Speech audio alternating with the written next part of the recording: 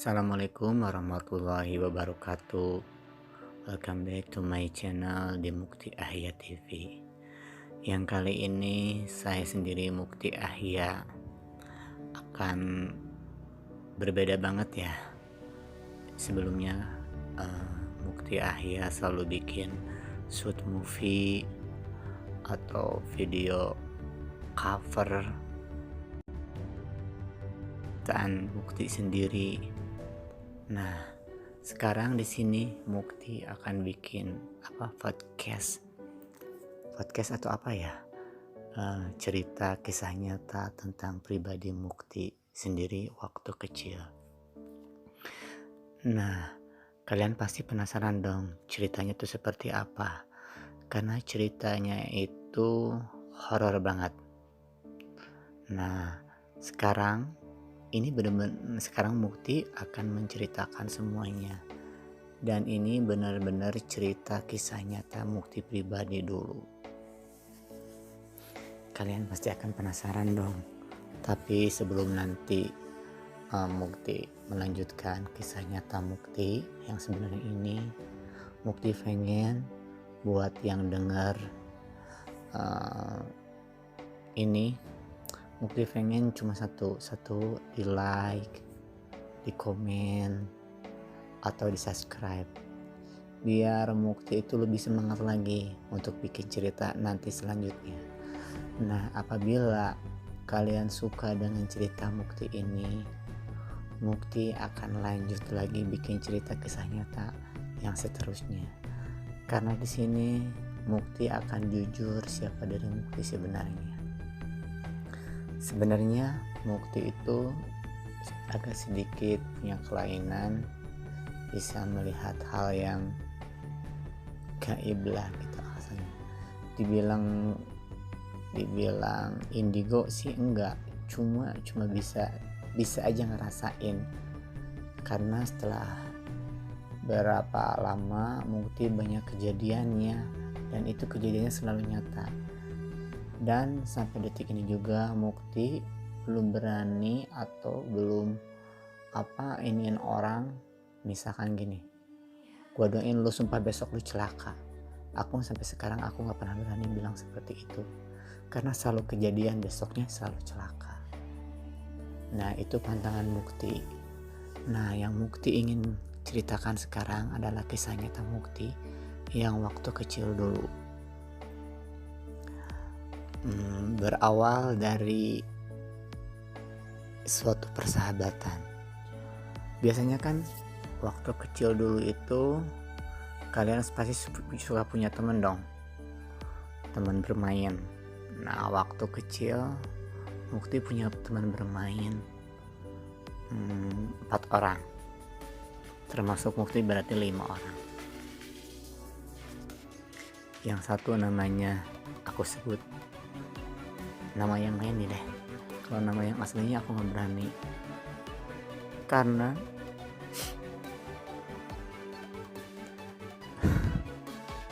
tiga orang sahabat Mukti kecil dulu sudah ninggalin Mukti sampai sekarang, dan yang selamat cuma satu.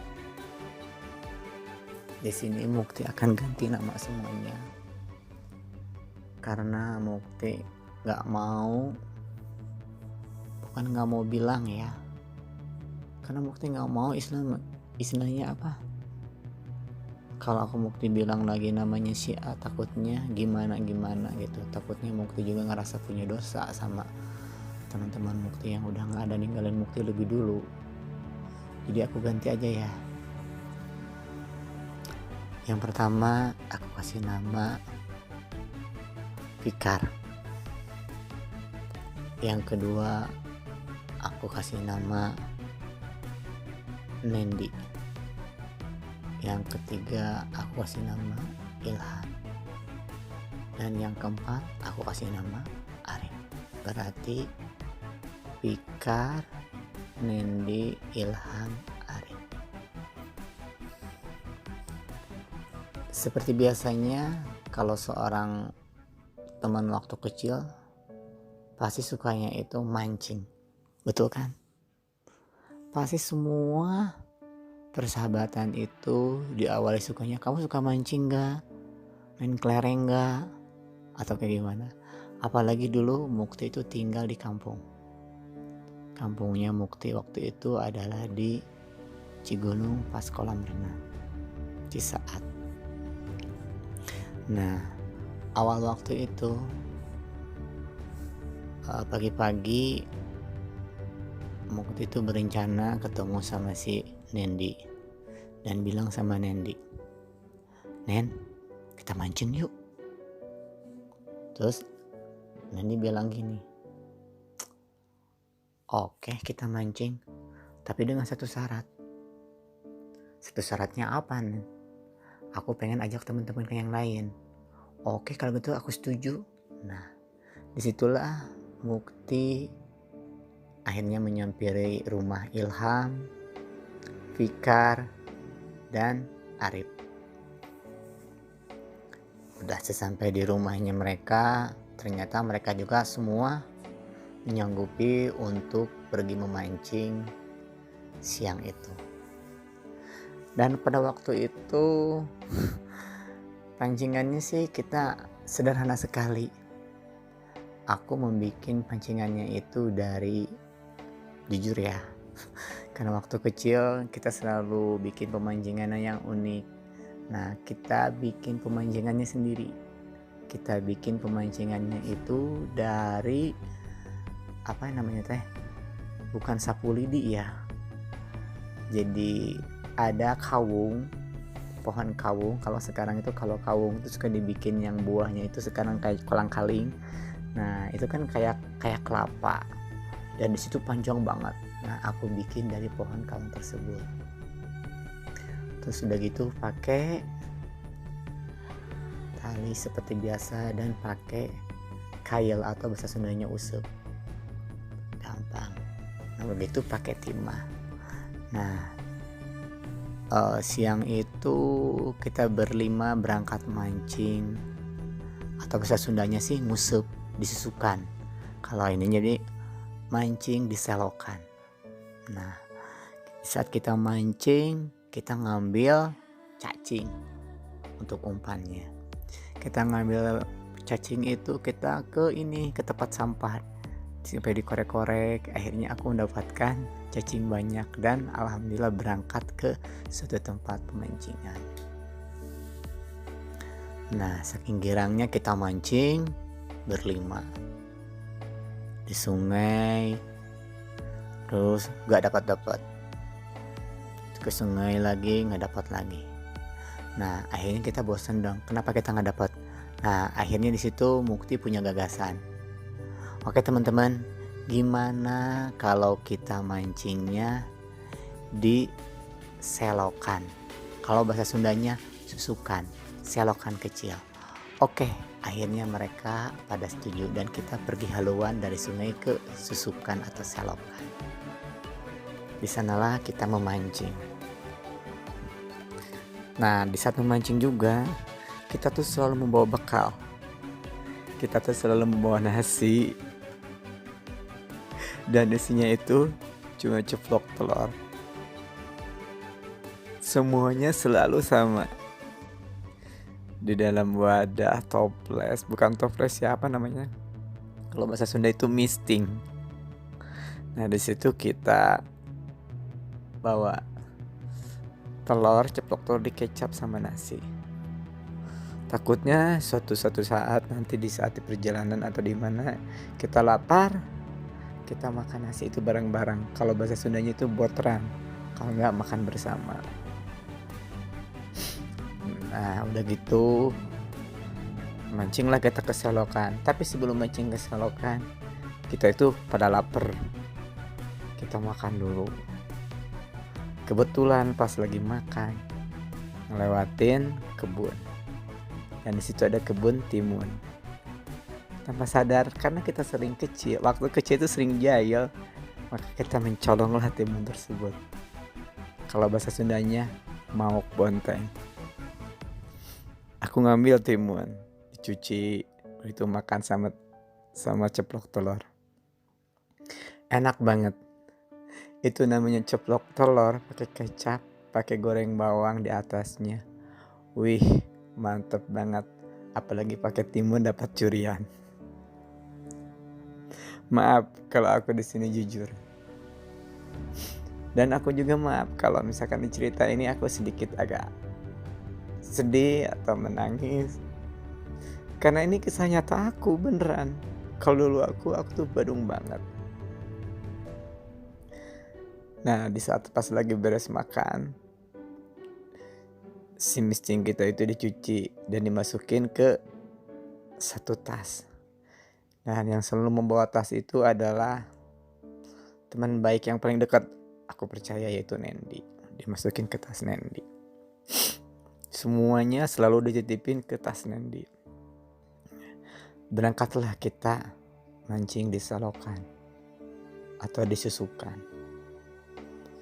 Nah, disitulah kadang-kala kalau di selokan itu suka banyak. Dulu waktu kecil itu namanya ikan bogo. Kalau sekarang itu ikan gabus ya.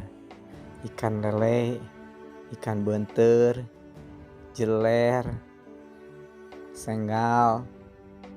Kadang-kala ada ikan mas, tapi nggak gede, kecil. Ikan nila juga kecil, atau ikan tawes. Disitulah kita mancing, mas. Nah, di saat kita mancing, pertama yang dapat itu waktu itu aku masih ingat, Ilham mendapatkan ikan benter. Sambil teriak bilang, yes, aku dapat ikan benter. Begitu juga aku dapat juga ikan bogo atau gabus. Dan adanya dapat jeler, dan akhirnya kita tuh semua dapat ikan lumayan banyak di selokan. Gak begitu banyak sih, kalau menurut waktu aku kecil itu banyak banget. Karena aku saking senengnya, si ikan itu aku masukin ke dalam wadah yang selalu aku bawa. Semacam kayak apa ya? Ada semacam kayak, bukan ember sih. Ada wadah kecil selalu aku bikin dari bekas wadah minyak. Dibersihin yang warna putih itu, yang paling gede, yang 5 kilo atau 4 kilo ya minyak itu. Nah, diikat pakai tali rapia, jadi digendongnya. Jadi semua ikan tuh dimasukin ke situ. Hasil tangkapan kita semua. Tanpa terasa waktu itu udah mendekati mau kalau nggak salah tuh jam 2 lah. Tiba-tiba cuaca berubah mendung. Nah, di situ ada petir, ada kalau pakai geluduk ya. Nah, kita cuek aja asik mancing di selokan tersebut. Tiba-tiba gak kerasa dengan keasikannya karena terdapat ikan banyak. Akhirnya hujan pun tiba. Disitulah kita mencari tempat bernaung. Kalau bahasa Sundanya niuhan. Kita lari ke sana kemari, Akhirnya kita menemukan satu pohon yang sangat besar sekali. Nah, semua kita berteduh di pohon tersebut. Disinilah terjadilah hal yang tidak aku inginkan pada saat itu. Karena aku merasa itulah pertemuan aku terakhir sama ketiga teman aku tuh pas di pohon tersebut. Pohonnya itu namanya, kalau bahasa Sundanya itu tangkil, kalau bahasa Indonesianya pohon melinjo. Tahu kan pohon melinjo itu apa? Mitosnya, kalau misalkan orang mau bunuh diri di pohon melinjo, banyaknya di situ di pohon melinjo. Kalau orang jatuh dari pohon melinjo suka gila. Begitu juga yang lain-lainnya.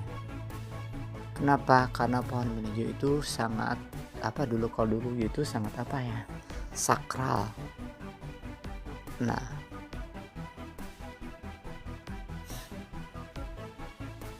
ketika kita lagi asik berteduh,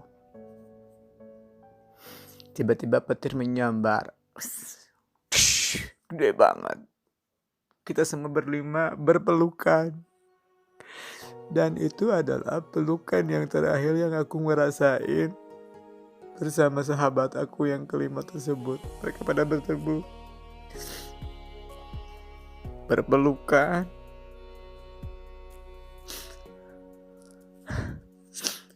Di saat aku berpelukan sama teman aku 5 orang, Ilham, Arif, dan Pikar nengok ke arah aku dan ke arah Nendi. Mereka berteriak, bilang, "Hantu." Aku bilang, "Mana di sini mana ada hantu?" Aku lihat ke kiri kanan nggak ada. "Di belakang kamu itu hantumu." Aku nggak ngelihat sama sekali di situ ada hantu karena aku lihat kiri kanan. "Ayo kita lari," kata mereka. "Bentar, nggak ada hantu." Aku nggak sadar sama Nendi waktu itu. Ternyata emang di belakang itu tuh ada hantu. Ternyata di pohon besar itu hantu. Bener-bener hantu. Pas aku nengok ke atas ngelihat, ternyata bener hantunya gede banget. Hantunya itu berbentuk buah melinjo, percis seperti buah melinjo. Kepalanya gede banget dan berbentuk buah melinjo. Matanya itu merah. Aku waktu itu lari terbirit-birit kesana kemari sampai aku jatuh keselokan, sampai ku lari pontang-panting. Dan seolah-olah si pohon melinjo itu ngikutin kita semua. Dan aku akhirnya lari sampai gak sadar aku lari di sawah. Semuanya lari di sawah, di tengah sawah. Dan pada saat itu aku menemukan patangan yang di sawah itu semacam kayak saung ya, rumah kecil buat ini petani. Saung namanya, kayak pos ronda kecil. Aku berteduh di situ sambil ketakutan, tapi seolah-olah please ngeliat aku belakang. Si hantu itu masih ada dan mereka bilang itu hantu, itu hantu. Tapi hantunya itu kepalanya doang, berbentuk buah melinjo alias tangkil. Sampai saat ini, kalau aku melihat buah melinjo atau tangkil yang ada di sayur asem atau di sayur apapun, lodeh atau apapun, aku selalu berteriak dan takut. Jadi sampai sekarang aku itu gak suka ngelihat di pasar atau dimanapun di mall aku ngelihat buah seperti itu, buah tangkil atau melinjo. Paling takut dan ilfil sampai sekarang. Sudah itu aku lari dan akhirnya aku nyampe rumah dan kita semua nyampe rumah masing-masing. Setelah beres nyampe rumah, aku berkemas, mandi, keramas, bersih-bersih. Dan aku pakai baju hangat sambil minum teh. Karena waktu itu aku dimarahin sama kedua orang tua aku karena aku hujan-hujanan. Dan aku sampai lupa itu pancingan di mana, hasil tangkapan itu di mana, karena kita semua meninggalkan semua itu karena ketakutan. Dan aku nggak pernah cerita sama orang tua aku waktu itu. Setelah maghrib, ba'da maghrib, sesudah sholat maghrib, terdengarlah di masjid, "Assalamualaikum warahmatullahi wabarakatuh." Assalamualaikum 3 kali. Dan ada yang bilang innalillahi wa inna ilaihi rajiun. Innalillahi wa inna ilaihi rajiun. Telah meninggal Ilham. Aku kaget dong. Sahabat aku Ilham kayak itu yang meninggal. Aku langsung lari ke rumah Ilham. Ternyata yang aku lihat benar. ternyata Ilham udah gak ada, dan aku teriak panggil-panggil Ilham, ternyata Ilham udah gak bernyawa. 10 menit kemudian aku nunggu di rumah Ilham, dan aku manggil-manggil yang lainnya, ternyata gak ada, yang ada cuma Nindi doang. Ternyata ada kabar lagi dari masjid, telah meninggal dunia Arif, begitu juga Pikar. Secara bersamaan sahabat aku itu meninggal tiga-tiganya waktu itu. Aku gak mengerti kenapa mereka harus meninggalkan aku secara serentak. Setelah pulang mancing, aku berpikir dan aku cerita sama orang-orang di tempat kematian, waktu ada kematian sahabat aku di masjid. Karena aku waktu itu ngelihat hantu tangkil di pohon tangkil, dan saksinya adalah Nendi waktu itu. Semuanya bungkam dan terdiam. Ada yang percaya dan ada yang gak percaya. Orang bilang, bohong kamu. Saya bilang, sumpah demi Allah, saya gak berbohong. Begitu juga Nendi bilang sama, saya juga gak berbohong, sumpah demi Allah. Saya melihat di pohon tangga itu ada hantu berbentuk kepala seperti buah melinjo alias tangkil. Disitulah semua orang percaya, karena ada yang bilang di rumah tangkil itu pernah dulu ada yang bunuh diri, dan pernah ada yang jatuh dan gila. Sampai saat ini, di mana ada pohon tangkil, aku tuh paling takut. Itulah kejadiannya, kisah nyata aku. Setelah kematian itu, setelah dikuburkan malam-malam semuanya, sahabat aku 3 orang itu, aku bingung di kamar sendiri. Bahkan aku ngerasa seolah-olah sahabat aku yang 3 orang itu masih ada, dan ngerasa kalau mereka tuh ada di samping aku, karena mereka tuh sering nginep. Aku ngerasa berdosa. Kenapa? Karena aku yang lebih dulu berteduh di pohon itu mengajaknya. Karena aku pikir gak ada pilihan lain tempat yang harus aku teduh.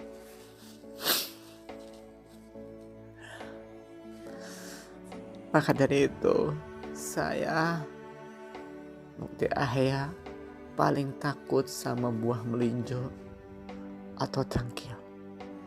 Karena itulah kronologi ceritanya. Saya takut pohon melinjo karena yang terlihat di saat aku melihat buah melinjo, aku takut di situ ada hantu. Itulah kisah nyata aku sama sahabat aku yang sekarang udah tenang di surga, yang tenang meninggalkan aku semua. Dan aku sering memberikan doa buat sahabat aku. Ini kisah nyata aku. Dan aku juga masih banyak kisah nyata yang lainnya. Di saat aku mati suri selama 1 minggu di dalam gua, nanti aku akan ceritakan di next cerita selanjutnya. Oke, buat teman-teman yang ngedengerin cerita ini, mudah-mudahan kalian bisa mengambil hikmahnya. Dan jangan pernah sekali-kali kalau di saat hujan atau apa berteduh di pohon tangkil, karena banyak malapetakannya. Itu adalah bukan hal mitos, itu kejadian yang selalu benar.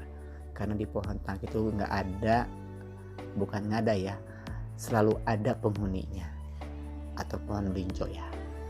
Oke teman-teman, terima kasih sudah mau mendengarkan cerita saya ini. Dan jangan lupa di subscribe, like, dan komen. Dan untuk next ceritanya aku akan bikin, yaitu aku terkapar di dalam gua selama 1 minggu. Oke, sekali lagi terima kasih dan wassalamualaikum warahmatullahi wabarakatuh.